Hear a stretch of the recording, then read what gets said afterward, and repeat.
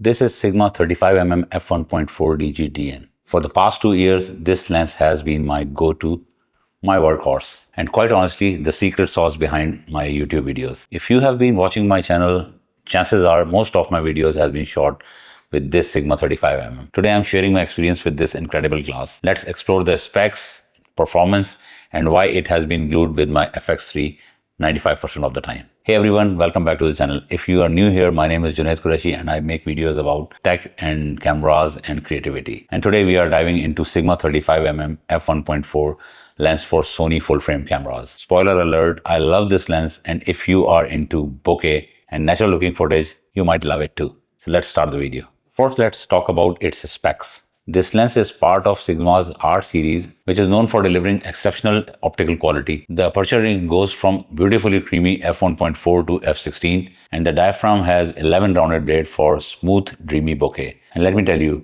the bokeh at f1.4 is magical. But here is another thing I love about this lens is its size and its weight. At just 640 grams, it's compact enough to carry around without feeling any burden on your shoulders. And it still feels solid and well built in hand. The balance of portability and premium quality is perfect for the creators who shoot on the go and are mostly on the move between setups frequently. One of the reasons I switched from zoom lens with an aperture of f2.8 to this prime lens is simply bokeh.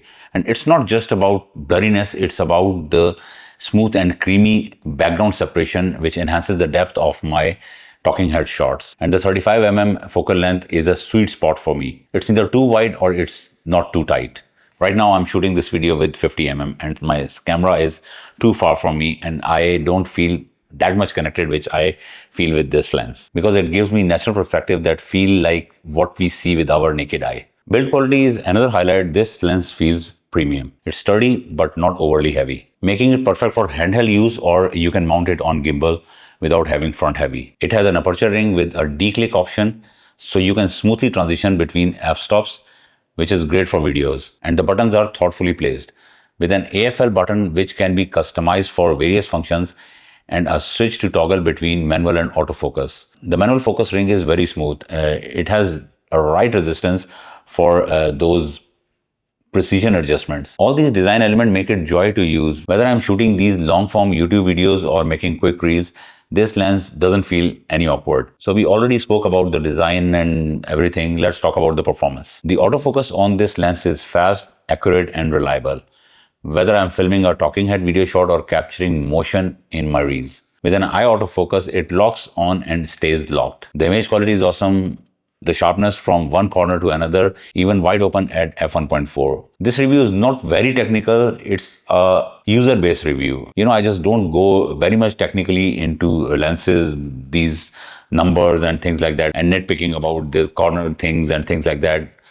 For a normal eye, even for a pro eye, this lens is marvelous. Even wide at f1.4, the bokeh is dreamy, which creates natural separation between subject and the background. And if we talk about photography, I mainly use it to shoot only thumbnails, and results were amazing with vibrant colors and beautiful contrast. I'll share a few photographs which I took for the purpose of this video, just to show you how crisp pictures you can get and how good bokeh you can get with this lens. I use this lens exclusively for videos, specifically for talking head shots for my YouTube, or making short form content for reels and shorts. And as I told you before, it's a perfect focal length, not too wide and not too tight. And for me, it's sort of a same focal length which we see from our naked eye. So everything feels natural and balanced. But honestly, it has been so good at what I need it for, and I haven't explored much else with it. While I primarily use this lens for video, I have recently been exploring other use cases.